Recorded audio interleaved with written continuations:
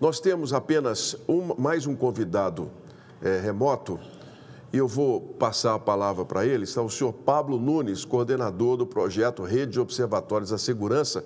Muito boa tarde já, senhor Pablo. A palavra por 10 minutos.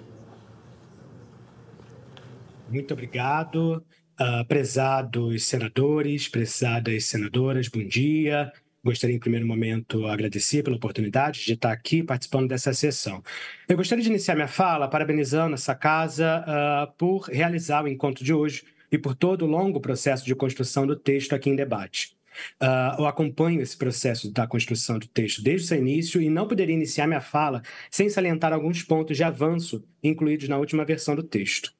É relevante mencionar que os princípios que regem o substitutivo, bem como a garantia do direito de pessoas e grupos afetados por sistema de IA, estão voltados à não discriminação direta ou indireta, ilícita e abusiva. Nesse sentido, o texto aqui discutido se alinha com a Convenção Interamericana contra o Racismo, a Discriminação Racial e Formas Correlatas de Intolerância, adotada pelo Brasil em 2021, ao prever que deve ser vetado o uso de quaisquer mecanismos que discriminem direta ou indiretamente pessoas negras, sobretudo na gestão da segurança pública. O rol de direitos garantidos pelo substitutivo reforça a ideia de uma lei que procura proteger os direitos dos cidadãos, em primeiro lugar, e não uma ideia perigosa de flexibilizar direitos em direção a uma suposta inovação da qual os grupos vulnerabilizados não têm acesso na maioria das vezes. É importante salientar também que o PL faz esse avanço, né, garantindo direitos, sem, contudo, deixar de fomentar a inovação responsável e o desenvolvimento econômico. A remoção das exclusões referentes à utilização de sistemas de armas autônomas foi não só positiva, como necessária para a garantia do Estado Democrático de Direito no país. Temos visto quanto o aumento da circulação de armamento no país tem promovido a degradação do tecido social, levando discussões vulgares à morte de um dos envolvidos, bem como o fortalecimento de grupos armados que têm provocado o Estado ao imporem um domínio armado em diferentes locais. Incluir armas autônomas nesse cenário acelera e complexifica o problema da violência armada no Brasil. Nesse sentido, o Senado agiu corretamente ao excluir as exceções ao uso de armas autônomas previstas na minuta anterior, pois sua inclusão no Brasil só atenderia a interesse de determinadas empresas e não da população. A criação de um Sistema Nacional de Regulação e Governança de Inteligência Artificial também é acertada e está em linha com as melhores práticas observadas no mundo. É especialmente digno de nota a menção à criação de um comitê de especialistas com vistas a reunir evidências e acompanhar o processo de desenvolvimento e aplicação de IA no Brasil. Por mais que o artigo 71 apenas faça sua sugestão, a possibilidade de termos um comitê autônomo, multidisciplinar e diverso para acompanhar o desenvolvimento de IA no Brasil é importante e deveria estar previsto como parte integrante do Sistema Nacional de Regulação e Governança de IA. De fato, as mudanças e o acúmulo apresentados no atual texto nos levam para uma legislação que protege os direitos dos cidadãos, mas ainda há pontos de atenção relevantes.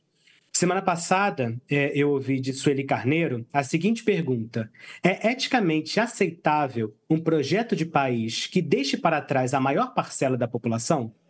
Nesse sentido, as inúmeras exceções incluídas para o uso de reconhecimento facial no Brasil enfraquecem o espírito de proteção de direitos que a lei traz em pelo menos 5 pontos. Em primeiro lugar, a tecnologia de reconhecimento facial é discriminatória. Estudos realizados nos Estados Unidos, com pelo menos 3 softwares de reconhecimento facial, demonstraram que todos eles erram mais com mulheres negras do que com homens brancos, diferença essa que chega a mais de 30%. Estudos do NIST, que é o Instituto Nacional de Padrões e Tecnologia dos Estados Unidos, já demonstraram que, por mais que a acurácia dos sistemas de reconhecimento facial aumente, alguns grupos populacionais seguem tendo maiores taxas de erro.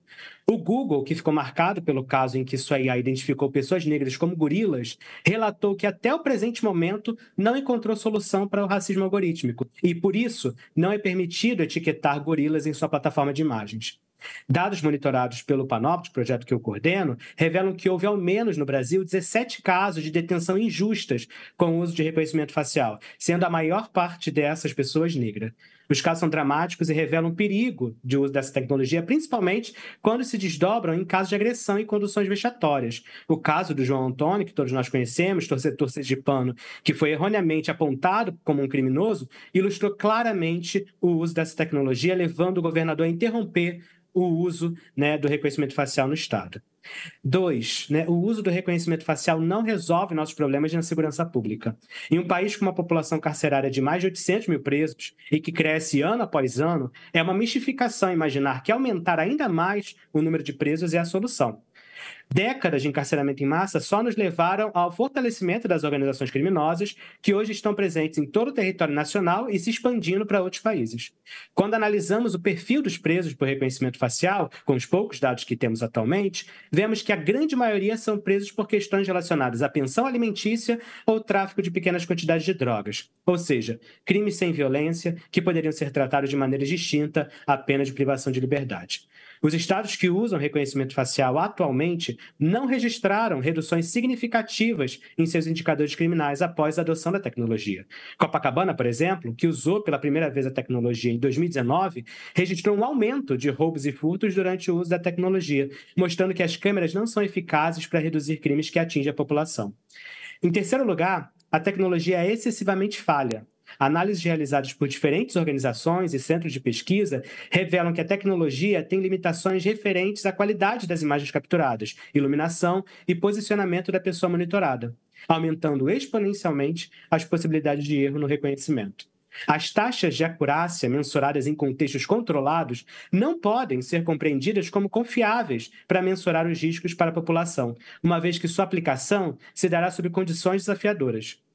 Além disso, nossos rostos evoluem com o tempo, mudando de aparência a partir de diferentes fatores biológicos, o que também adiciona complexidade ao uso da tecnologia. Em quarto lugar, é bom que a gente lembre que o mundo está se posicionando de maneira mais crítica ao reconhecimento facial. Ao menos 13 cidades americanas já baniram o uso do reconhecimento facial, como São Francisco, Boston e Portland. A União Europeia já se posicionou contrariamente ao uso de vigilância biométrica, advogando por uma moratória.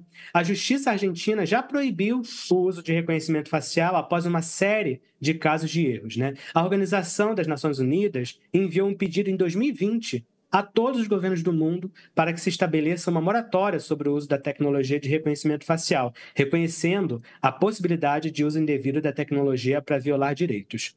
Em quinto lugar, as tecnologias de reconhecimento facial representam um desperdício do dinheiro público.